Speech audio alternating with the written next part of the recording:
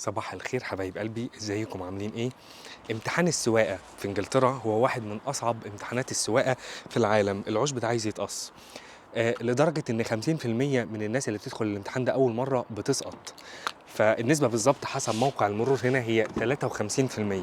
وهنروح بعيد ليه؟ يعني العبد لله دخل الامتحان ده 4 مرات. يعني انا كان ناقصني مرة عشان اقول 5 في عين اللي ما يصلي على النبي. كنت فقدت الامل يعني، بس الحمد لله ربنا كرم ونجحنا في المرة الرابعة. فتعالوا النهارده نتكلم عن السواقه في انجلترا، وهل يعني ليه الامتحان بقى بالصعوبه دي، وهل ده مرتبط بمعايير الامان وهم فعلا بينجحوا الناس اللي سواقتهم كويسه وده بيقلل مثلا من معدلات الحوادث، ولا هم مش بينجحونا غتاتة في المطلق، يعني اللي هو اهو كيفي كده على راي الفنانه سوكا. هنكتشف.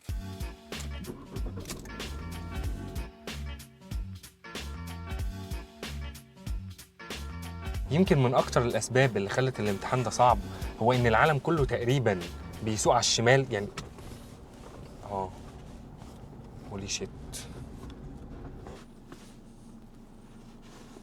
يمكن من أكتر الحاجات اللي خلت الامتحان ده صعب فعلا هو إن العالم كله كرسي السواقة عندهم على الشمال، ما عدا إنجلترا وشوية دول تانية كده قال لك إحنا ملناش في الشمال يابا، إحنا كرسي السواقة بتاعنا على اليمين.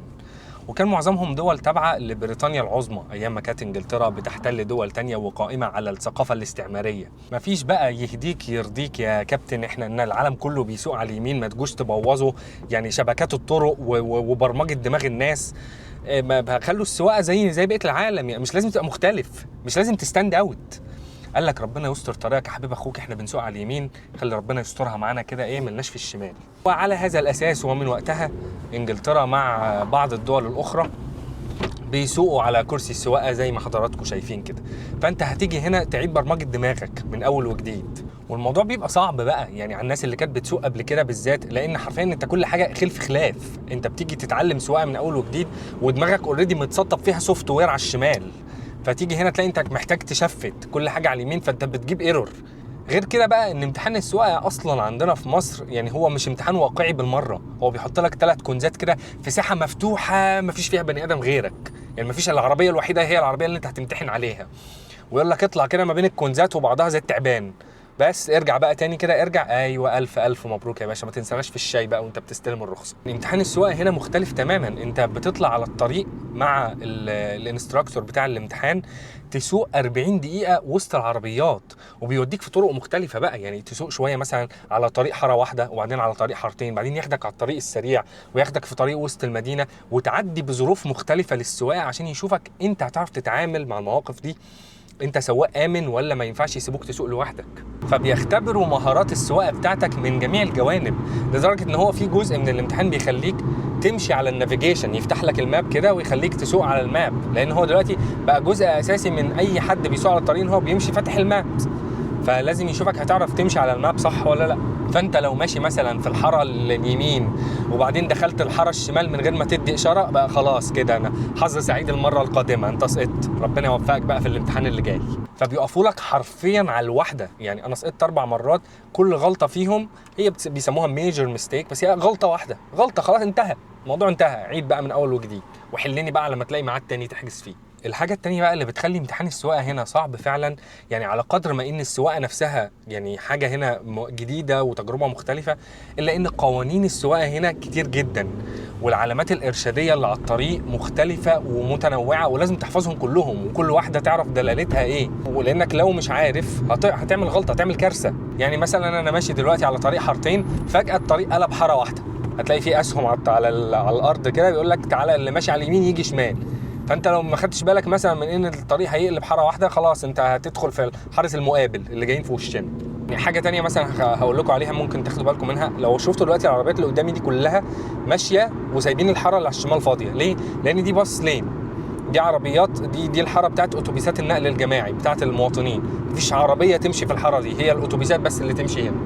وطول الطريق بقى مثلا لازم تبقى عارف سرعه الطريق اللي انت ماشي عليه ده كام، يعني احنا مثلا ماشيين هنا هتلاقي كل 100 200 متر كده يبقى كاتب لك السرعه 40، ما ينفعش تتخطى ال 40، لو تخطيت يعني لو عديت ال 40 مثلا وصلت 45 ممكن يعدوها لك، انما لو وصلت 50 على الطريق ده خلاص انت كده خدت 3 نقط على الرخصه بتاعتك.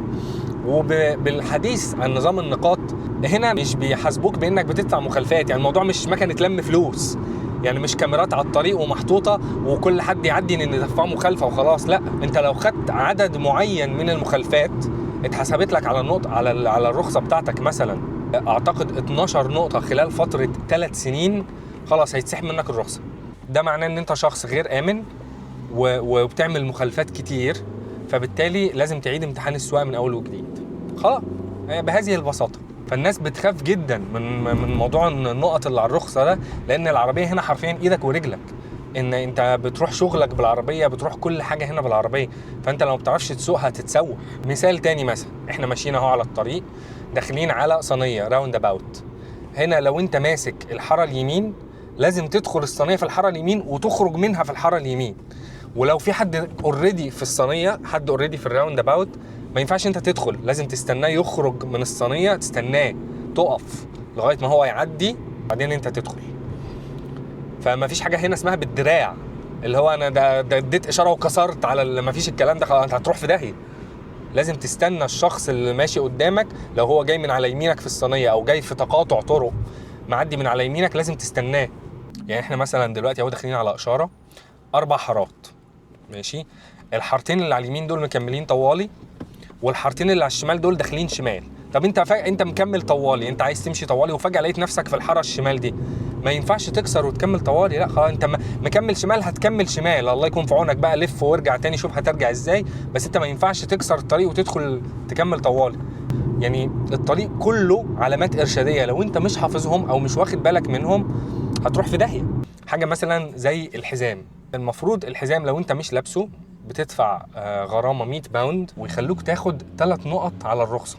هل في حد اصلا في كماين هنا بيوقفوك يشوفوا الحزام؟ لا خالص، بس هي الناس بقت متعوده انهم خلاص لابسين الحزام، حتى لو مفيش حد هيبص عليا، حتى لو مفيش كمين هيوقفني يشوفني لابس الحزام ولا لا. هي بقت ثقافه الناس هنا هي ان هم يحافظوا على الامان على الطرق، فهتلاقي كل الناس هنا سايقه لابسين الحزام. منورين والله يا جماعه.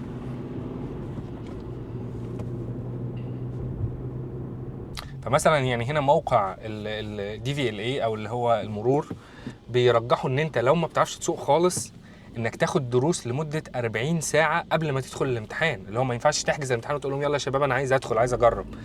هم بينصحوك ان انت الاول لازم تاخد 40 ساعه دروس سواقه مع انستراكتور عشان تبقى جاهز انك تدخل الامتحان.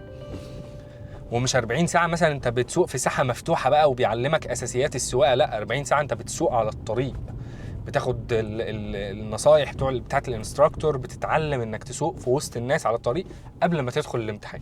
انا ما سمعتش النصيحه دي طبعا، لان انا قلت لهم انا راجل سواق كبير، انا في مصر بسوق بقالي 10 سنين، بس دخلت الامتحان 4 مرات سقطت، ما بيهزروش. لغايه ما احترمت نفسي ورحت كلمت انستراكتور، خدت معاه لمده شهر كده، كنا بنتقابل ساعتين في الاسبوع عشان يعني افهم الناس هنا بتسوق ازاي والناس دي عايزين مني ايه، مش بينجحوني ليه. شوفوا مثلا انا داخل صينيه اهو دلوقتي وفي عربيات عماله تعدي، لازم استناهم، ما ينفعش اكسر واقوم داخل في النص كده واحشر نفسي واعدي، لا هي زريبه يا حبيبي، لازم استنى العربيات دي كلها تعدي وبعدين ادخل. ليه؟ لان they have right of way، ده طريقهم، انا اللي جاي من طريق جانبي وعايز ادخل، فما ينفعش ادخل مره واحده كده، لازم يعني استنى العربيات دي كلها تخلص وتعدي وبعدين انا ادخل. والسواقين كلهم هنا بيسوقوا باعتبار ان الناس فاهمه القوانين دي، فمش هتلاقي واحد بيهدي لك مثلا عشان تدخل، لا هو مكمل في طريقه وماشي على سرعته وانت مضطر تقف، ما ينفعش تدخل. فبالتالي لو انت مش فاهم القانون ده مثلا وجيت هنا تسوق لاول مره وعايز اللي هو ايه، في واحد جاي من بعيد كده فانا هرمي وش عربيتي، هرمي بسبوز الكبوت، فهو هيخاف ويهدي، لا هو مش هيهدي، هيخبط فيه وانت الغلطان، والتأمين بتاعك هو اللي هيدفع له تكلفة عربيته، والتأمين بتاعك هيزيد على العربية. فناخد بالنا يا جماعة ونراعي ان احنا ايه، يعني ايه، في قوانين احنا لا نعلم عنها شيئا، احنا في مصر عايشين في نعيم الجهل والله العظيم في السواقة دي.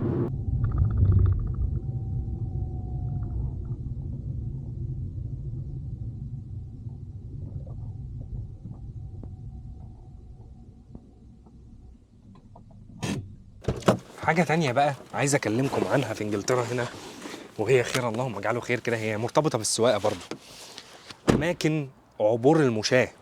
يعني انت ما ينفعش كده تبقى ماشي هنا في الشارع وتقرر فجأة فجأة انك تعدي الطريق، ما ينفعش. فتعالوا نتمشى مع بعض بقى كده، يعني ايه، اوريكم الناس هنا بتعدي الطريق ازاي. كل مكان في انجلترا موجود فيه اماكن مخصصه لعبور المشاة، والاماكن دي بتبقى مربوطه بالترافيك لايت. بمعنى اوريكم انا كده دلوقتي مثلا حاجه، ده مكان مخصص لعبور المشاة، هتلاقي الطريق كله عربيات رايحه جايه، وبعدين هتلاقي الزرار ده لونه احمر، اول ما تدوس عليه كده هتستنى بقى، تستنى الجرين مان او ان الزرار ده يقلب اخضر. اول ما يقلب اخضر العربيات دي كلها هتستنى سيادتك عشان حضرتك تعدي في امان وسلام. اهو قلب اخضر جراي، معناها نقدر نعدي في سلام امنين. ونعمل نفس الشيء الناحيه الثانيه هنا. اول ما نوصل هنا كده هنلاقي راجل لونه احمر، هندوس على الزرار ونستنى عمه يقلب اخضر ونعدي الطريق في سلام امنين. ليه الموال ده كله بقى احنا عاملينه ليه؟ اكيد مش بنتفشخر، مش فشخره يعني. الموضوع كله معمول عشان امان المشاة. في اماكن حتى ما فيهاش الزراير دي، انت بس اول ما بتقف في المكان المخصص لعبور المشاة بتلاقي العربيات وقفت لك، وتقدر تعدي في سلام وامان، وربنا يسترها علينا وعليكم.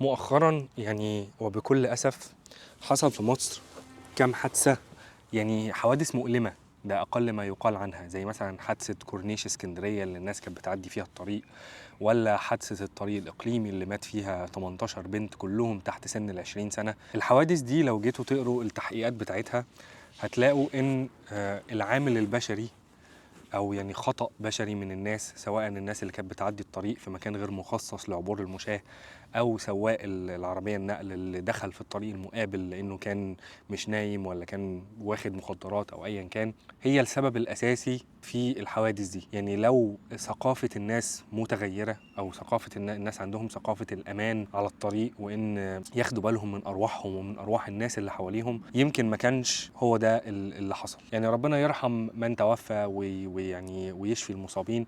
لكن مثلا العبور المشاة اللي كان على طريق اسكندريه، الناس كانت بتعدي من مكان مش مخصص لان هم يعدوا منه، برغم من وجود انفاق لعبور المشاة على مساحه كل 500 متر مثلا بامتداد كورنيش اسكندريه. يعني الناس لو عندها ثقافه ان انا لا انا همشي شويه لكن هعدي من مكان مخصص عشان احافظ على نفسي وارواح الناس اللي معايا. مفيش حد فينا في مصر كتير بيلتزم باماكن العبور المشاة. وبرضه عشان يعني ننصف احقاقا للحق، يعني مفيش كتير علامات لاماكن عبور مشاة في مصر، ومش في كل المدن، يمكن في المدن الكبيره بس. يعني اتمنى ما حدش يزعل من الكلام ده. احنا في الاول وفي الاخر نفسنا ان احنا نحافظ على نفسنا وعلى اهالينا وعلى الناس اللي حوالينا برضو، لكن ما عندناش ثقافه الحفاظ على الارواح على الطريق، وان ثقافه الامان. يعني احنا الامان في مصر عندنا على الطريق يكاد يكون منعدم. يعني عايز اشارككم احصائيه سريعه كده عملتها منظمه الصحه العالميه لامان الطرق عام 2023، قالت ان في حوالي 71,000 اصابه حصلت في مصر سنه 2023 من حوادث الطرق، من ضمنهم 6,000 وفيات، يعني ناس ماتوا في حوادث طرق. في مقابل ده مثلا الحكومه هنا في انجلترا بتعمل احصائيات للوفيات للرود ترافيك اكسيدنتس او حوادث الطرق كل سنه. سنه 2023 كان في حوالي 1800 دث او وفيات من حوادث الطرق، في مقابل 6000 أو 5800 حالة وفاة في مصر. يمكن في عوامل تانية كتير زي سرعة استجابة الإسعاف والتعامل مع المستشفيات والبروتوكولات بتاعة الرود ترافيك أكسيدنتس، لكن لازال أمان الطرق عندنا في مصر مرتبط